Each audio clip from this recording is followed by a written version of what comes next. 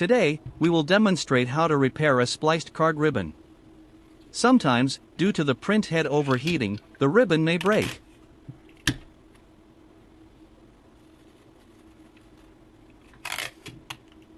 To repair it, you should use a sticky tape to securely reattach the ribbon.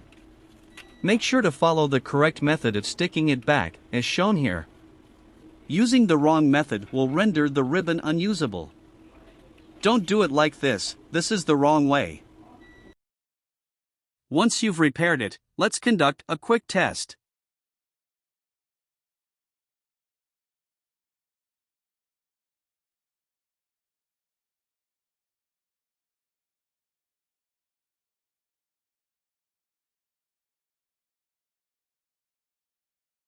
If everything looks good, the ribbon is back to normal and ready for use.